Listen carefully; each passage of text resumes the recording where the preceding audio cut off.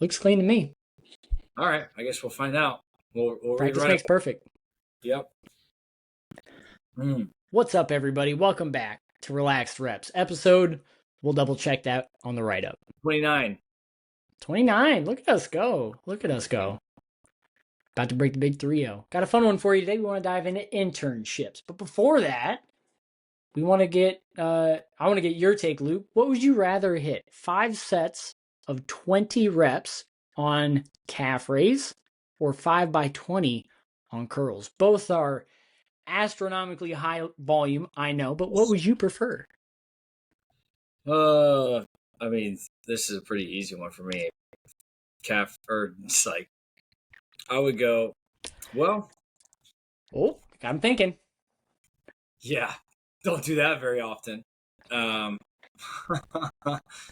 calf raise maybe for like, I can't even think of a reason why. Like, maybe if I just wanted, I know some people think that if you give like you're training your calves more, that it might progress to having some more athleticism, maybe in jumping.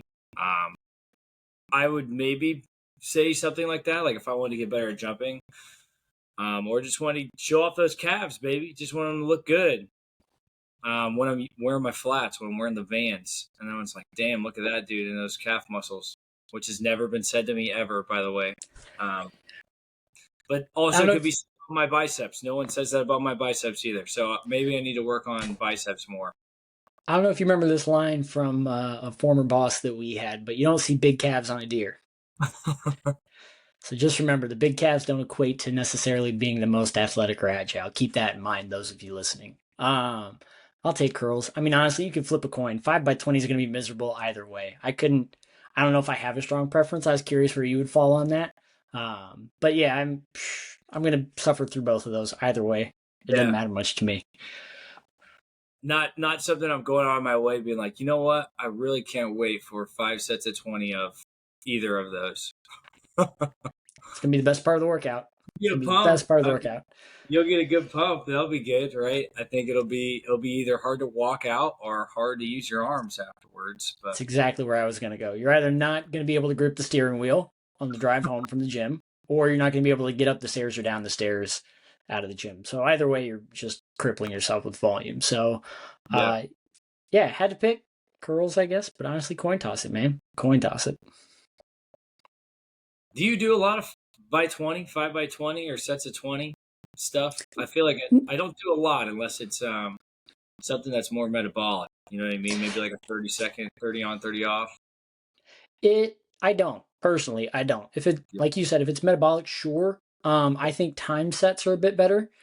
Not that uh, not that it's necessarily hard to count your reps, but if we're doing sets of 20, I would rather just set a timer and start at a beep, stop at a beep, than count out 25 times over.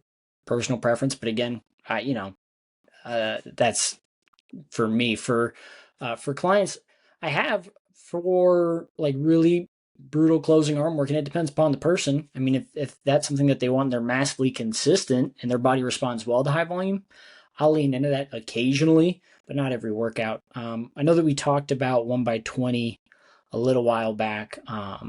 But yeah, that rep range I tend to stay away from. If we're gonna go that high, I'll put a timer to it for whatever it is that we're doing. What Yeah, about you?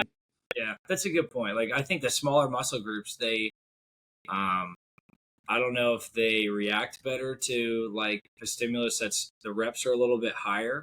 You know what I mean? Like I wouldn't necessarily say 20, but I don't know. I'm not really trying to do a 1 rep max on a calf raise or a bicep curl or something. I'm trying to just get like a stimulus from it and try to grow those or try to, I don't know. You know what I mean? You're not gonna get ready for the world bicep curl competition?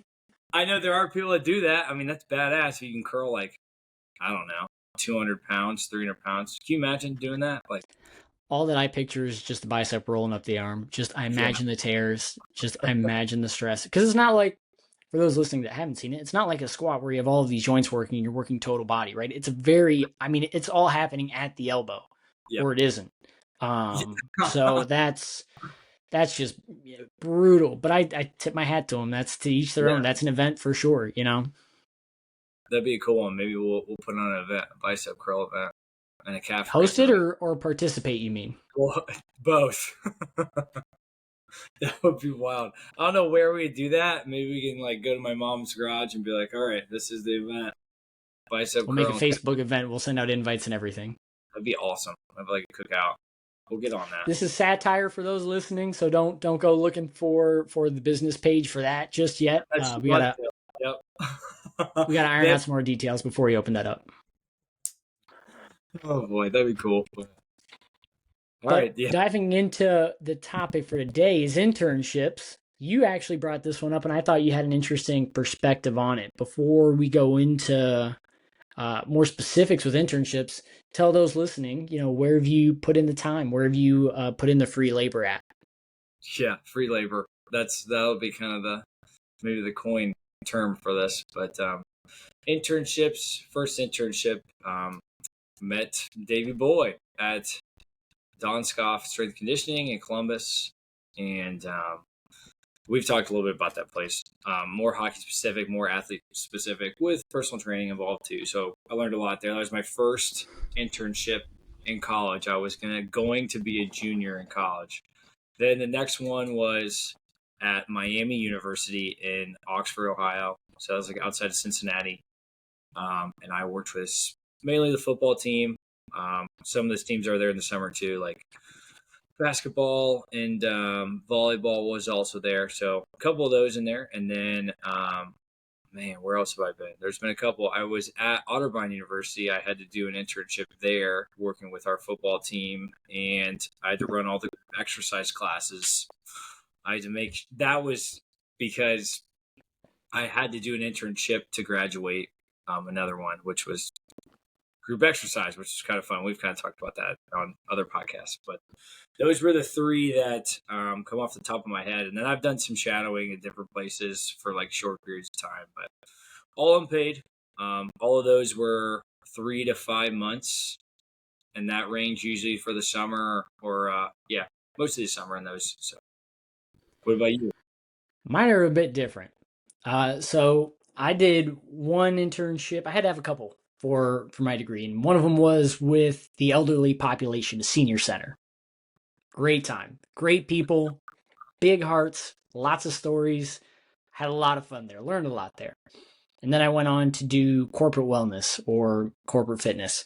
Again, learned a whole lot. Very different population, a lot younger, really driven, very competitive. And then my last one was, at the place we worked at Donskov. So did my internship there. Again, all of these were unpaid. That is just kind of, for the most part, the norm in this industry. But yeah, three very different populations, which I'm thankful for, because it's easy to get kind of one mental framework if you just work with this one population nonstop all the time, and that's your wheelhouse. So I appreciate the fact that I got to take kind of a broader approach to it, because for my degree, the strength and conditioning internships are rather competitive, right? When people get into strength and conditioning, it's I want to work with the 1%. I want to work with the athletes. I want to work with the people that you see on TV that are making the big plays. I want to be part of their story. I want to coach them like they've never been coached before. Which makes those internships really competitive.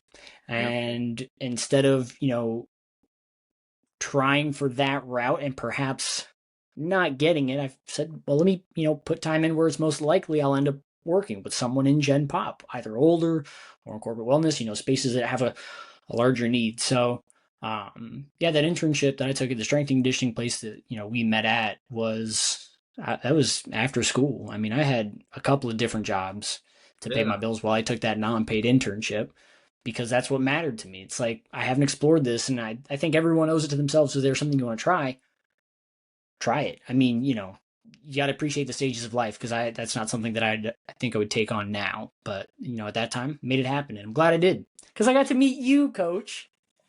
Huh. And here we are, and now we do a And podcast. here we are. Yeah. So full So circle. Paid for that. So those are my three. Yeah. And the topic you kind of want to lean into is, there's a couple of different spinoffs that we talked about, but should internships be paid in our field for the most part, or is it a good thing that they aren't paid? I'll let Yeah. you lead in since this was kind of the topic you wanted to dive into. I'll let you kick us off Hmm. if you want. You're not paid internships. I think that's the hardest part in this field is navigating that and always having a conversation about that. And I don't think that's ever something that's going to go away. I don't think that's something that's going to be streamlined by the National Strength Conditioning Association or American College of Sports Medicine or somebody, or like one of the trademark organizations isn't going to come by and say, hey, all your internships need to be paid or unpaid. So that will always be the case. Do I think they should be paid? No. Do I think they should be paid a lot? Like if they're getting paid, should they be paid a lot? No. I don't think it's not like other fields in that way. Um, like if you're going into a business field or you're going into a finance field, a lot of the times you are going to have an internship that's paid and actually probably paid pretty well. Um, I just think that there's more skill involved with an internship of that caliber versus if you are doing an internship in this field. I believe that that should be a position that is the bottom of the barrel per se. Like it's not like there should not the skill level should not be so high that you should be paid for that work that you're doing. Like it should be a lot of helping the coaches tear down, clean up, set up things, learn the systems, and eventually start coaching those things over the time that you're working with them, and learn how to do all those things and learn on the dime of me having to coach you through those things and learning from my systems and all of those things. Because at the end of the day, I'm not going to pay for somebody to like screw everything up and then because at the end of the day, a lot of the time you're learning as an intern and you're learning how to get to places on time, how to um, like coach people and like be respectful of those kind of things. I don't know. You know what I mean? I'm kind of going on a tangent, but I think that's for me the biggest difference between our field and other fields and how you should get paid is the amount of actual professional skill that you are bringing to the table and what that is worth. Yeah, I agree that fields like finance and things of that nature do tend to offer paid internships. Now, I would challenge it in that I don't know that interns even there are bringing the most skill or experience to it. It's still an internship, right? There's just a lot more Maybe money there's more floating money. around, More money. perhaps. Yeah. I can't talk to those fields because I don't work in those fields. I don't know about those fields, but I can talk to this field. And to your point, I think what you're saying, and correct me if I'm misinterpreting, is you're not coming in to be skilled labor. You're not coming in to begin implementing systems. You're not paid to come in and create systems. You're coming into a new system to be unskilled labor. Yeah. So why would you pay someone for that? They're not bringing skills to the table other than an able body, which is of value. It's helpful, but it doesn't mean that you're getting paid as a full-time coach. And you and I talked about this before. If you're bringing in skills, that's really different.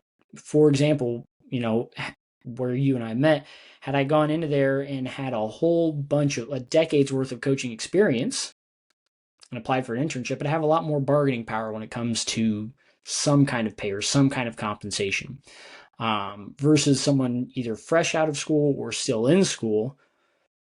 You don't even know what you don't know, right? You're Yeah. you're not even in the field yet, so you are coming in as green can be. So you're probably not going to be paid because you're not bringing yet skills to the table. Um, yeah. So for those listening that are getting internships or looking for internships, and you really want the best of the best, you're probably not going to get paid in this field. If you haven't figured that out yet, you will soon realize. Um, so I would say look for people who have systems that you want to learn from. If you see this school that has a big name attached to it and you want to go and do an internship there and you quickly realize, and this is just an example off the top of my head, I have no names here, I'm not trying to call anybody out, but perhaps you've seen this, maybe not. Yeah. Let's say you go to a big school because you want to be attached to that big name, you want to get into strength and conditioning, and you realize that the strength coach knows next to nothing. He has no systems. The assistant strength coaches are the ones implementing the systems, and the head coach is just there to give it the green light. Well, Yeah. that's a problem because you've now attached yourself to the name and the prestige rather than the system. So what are you going to learn there? Fend for yourself. I don't know, whatever you Yeah. can, right? Versus, you see a coach who really you admire their content, what they put out, who they've coached, and the path that they've taken, and you apply for an internship there. It might not have the big name, but if you trust the systems that they have and the content that they put out and how they speak and how they carry themselves, that's value right there. So I would do your homework when looking for internships. Yeah, that's interesting. Um, for me, it was I really wanted to be a very big, well-known college strength conditioning coach or a professional strength conditioning coach. So for me, the thing for me was going into my junior year. I was like, okay, I don't know if I'm ready to take like the next step and get into a college strength conditioning internship. So I went and looked at places in Columbus and I found Donskoff. And I was like, awesome, they work with athletes and things, and I'm going to be able to kind of learn from people and stuff. So I went through that, and then that kind of piggybacked and helped me a lot get my college strength conditioning internship. And I was leaps and bounds above a lot of the interns that had worked there and that had been there. And it really set me up for success in that part of my career. So that was important for me. But it's also one of those things where it's just a very different experience, right? And a lot of the times when you're going to the biggest level to get your name attached to that and the big university, it's really what you make of it, because a lot of the time you're just cleaning shit up. And a lot of the time you're getting there an hour plus early to set up the lift for the entire group. You might be making 100+ protein shakes. You're spraying down every piece of equipment every single day, right? There's things that, like, it's a lot of things that you aren't understanding that are part of the process.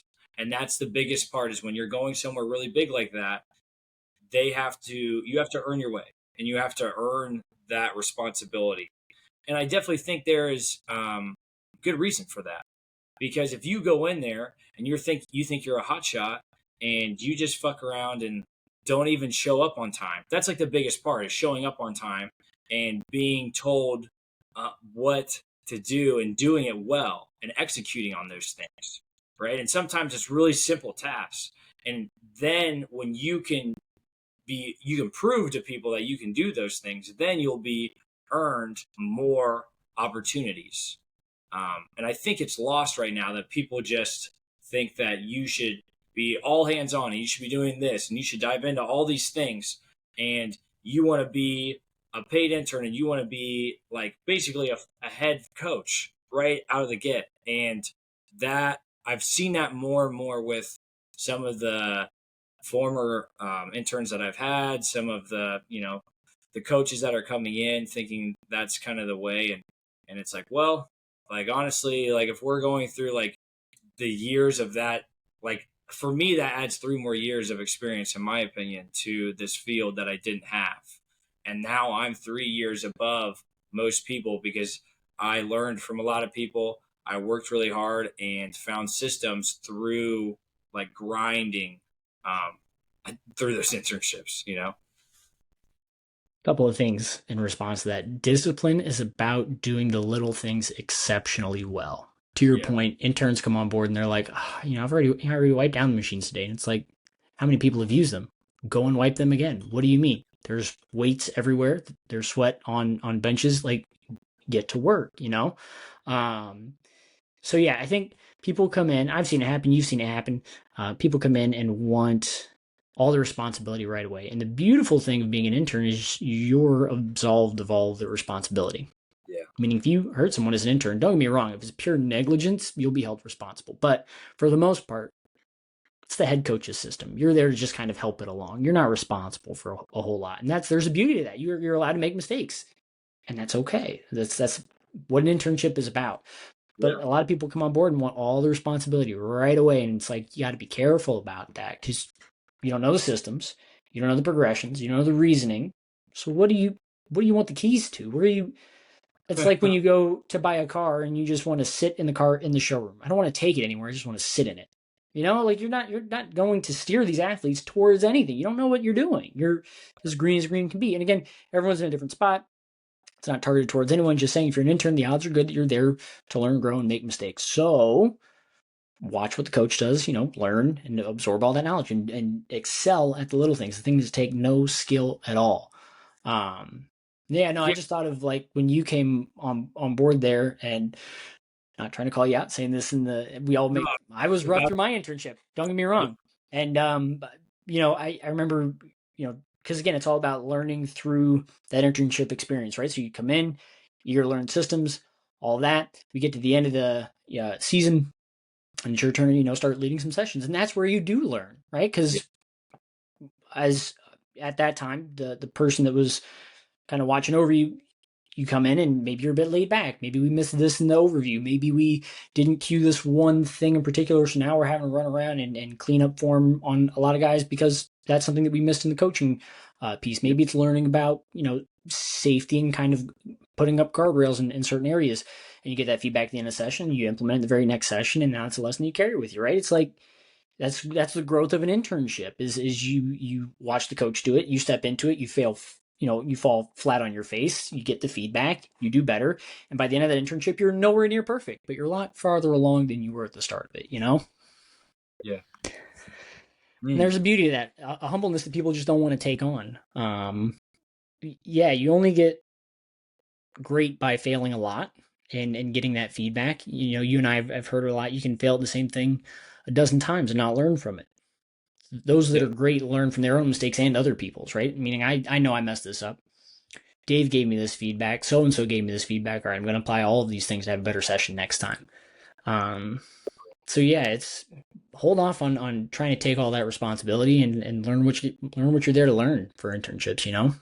yeah. And I will say right now that the internships I had, I learned more in my internships than anything I learned in 4 years of my college degree, like hands down.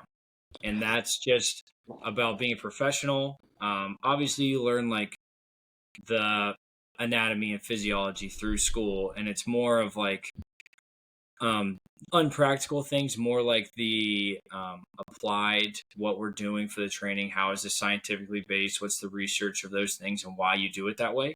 And then you see in a real setting of how that will work with the logistics of the gym, with the style of the coach, with the athletes that you have that you're coaching every day, or the environment of those things. So there's a lot to learn from that piece that I think is sometimes lost in, well, this is what I'm learning and this is what I'm doing in school and this is what I see on Instagram and I'm going to just try to I'm just going to go. And there is a good part of that too. And like falling on your face is sometimes important. I just fell on other people, on their dime. So that Yeah, was too, but I will say for the three internships that I had, um, I worked at Donskoff. Currently am working with the Otterbein football team.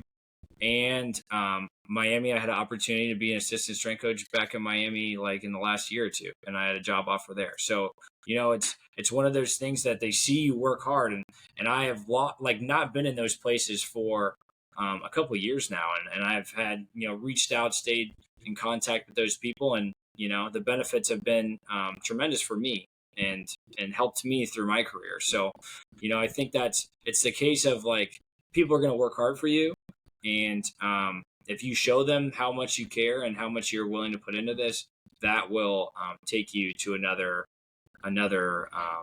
step and another place for this career. absolutely. You were talking about in school and how that works alongside internships.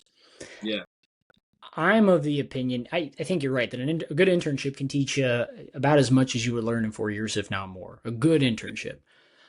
I do think the benefit of schools, though, is it teaches you the textbook knowledge, the anatomy and physiology, like you said, the stuff that you have to know, the non negotiables.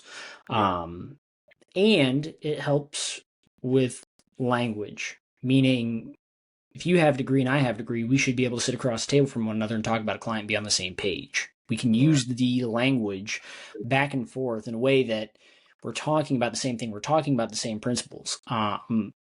We have a kind of a shared pool of knowledge, a shared understanding in that sense. Otherwise, you know, not in this episode trying to diss anyone that has, a cert that they went out over the weekend and got, but if you take someone with a master's degree, you take someone with a PhD, you take someone with a bachelor's, and you take someone that went to get a weekend cert, and you all have them sit over a table, I mean, you're going to have such a mixed body of knowledge, and that's not a bad thing. But there should be at some level a base understanding that we all share Yeah. to be able to achieve the end that we want. Especially when you're talking about teams. I mean, it's not just the physiology; it's the logistics of the weight room.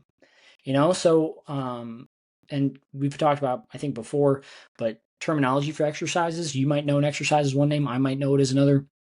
Gym down the street might call it a different thing. A CrossFit gym may call it another. So it's important, again, that we have a shared body of knowledge. So I think school does help with just kind of the fundamental knowledge and the ability to ask informed questions. Yeah. Because whenever you dive into any kind of content that comes out, a layperson could listen to it and be like, I'm lost. I don't know what they're talking about. When you and I can sit there and say, well, I understand the concepts and the principles that they're, covering and discussing, and what an interesting finding that they have. It equips you to be able to read studies. Not the most exciting thing, but important if you want to keep up with what's being published and what's coming out. Sure. Otherwise, it's like, again, to the layperson, sure, they can read it and sure, they can understand it. It's not the most clear thing even to me, depending upon the paper, but it just gives you that body of knowledge and ability to be able to either further that education or sit with other educated professionals about the topic at hand. And again, I'm painting in broad strokes. There are people that haven't been to a single day of college and are far more educated than me. I know that. I'm painting in broad strokes here. But again, it's to say that there is a benefit to that higher education in some way, shape, or form, whether it's internships or in the classroom. Yeah. No, that's good. I think, and something too is like not all college programs are created equal either. Like, man, True. I will say when I was at Ohio Northern, shout out Kurt. Kurt did an amazing job with the strength and conditioning, like major is a major at the school. So the amount of specific stuff that he can put into about all the things you're going to see in an internship, where you're having classes on coaching and classes on using technology in a weight room setting, those kind of things. I never got any of that stuff when I was in undergrad, and ours is really more more based on personal training and more based on taking our exercise science program and pushing that into a physical therapy program for graduate school. It was almost like kind of like a step up program. So it wasn't geared towards strength conditioning.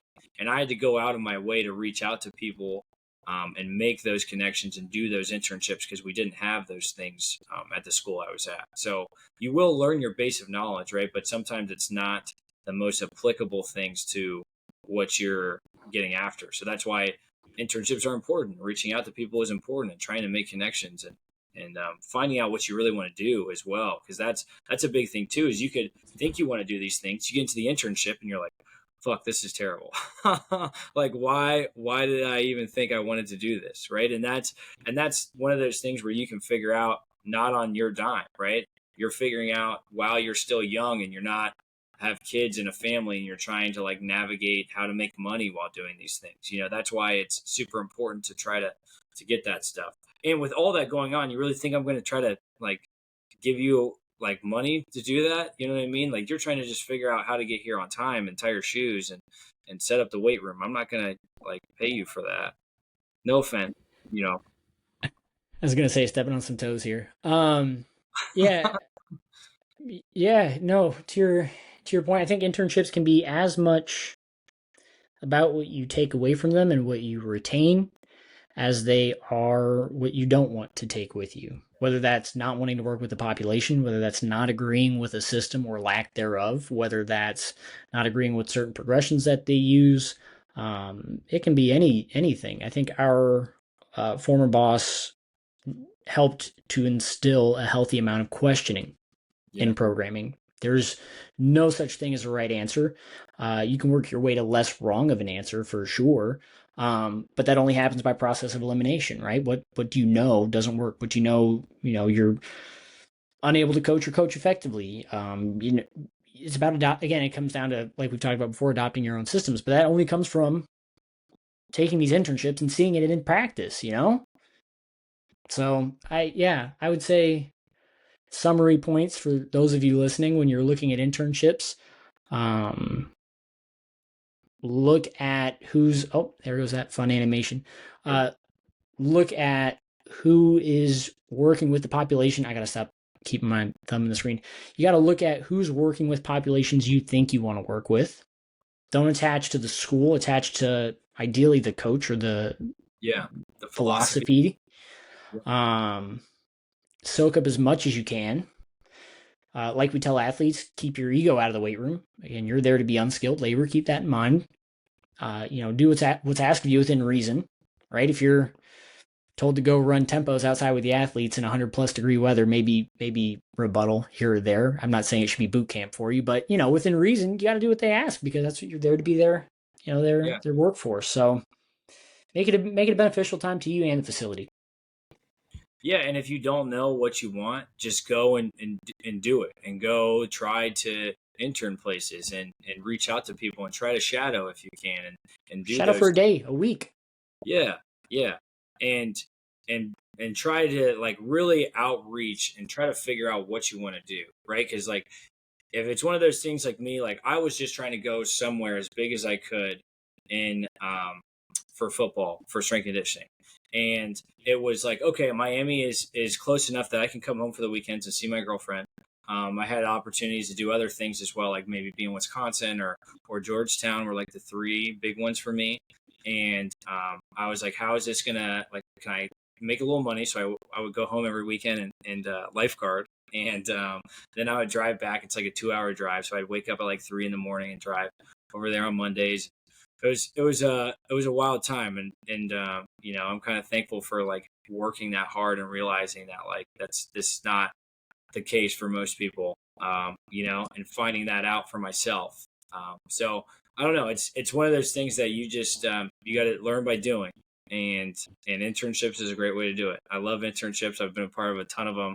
All my best interns, I've helped them get jobs or put them in a situation to connect with somebody else. And I'm great friends with those people, and those are people that I'll be friends with forever. So here we go. I mean, speaking of the devil, literally the guy I talked to almost every day on the podcast. And if he wanted to talk about this, I mean, he probably doesn't. I was a little shithead when I first came in, and I thought I knew a ton. And I came in and I'd be asking questions like, yeah, so why don't we have any tires at the gym? Why aren't we using tires and flipping tires and have sledgehammers? And like, it was like stupid shit that I just thought like football specific, whatever. And we get in, and the other intern that we worked with was awesome. Rebecca, shout out. She wants to get on the pod. I'd love to have her on. She was way smarter than me and still is way smarter than me and made me like really She was smarter critically. than you and me put together. Yeah, She's on another level, man.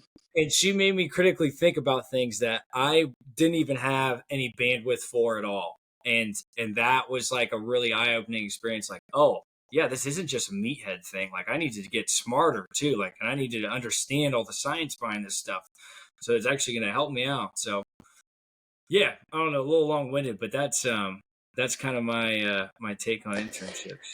Internships do offer a good level of competition. We talked Yeah, about that they in the podcast, man. That was yeah, a hilarious time. yeah. So internships, go out there, find a good one, and if you done found a bad one, keep searching, keep hustling, keep grinding, expand Learn your from skill it. set. Learn from it. Absolutely. Cool. You want to take us out, Coach? Yeah. All right. Like, subscribe.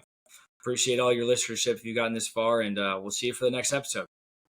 3, 2, 1. Clean. See ya.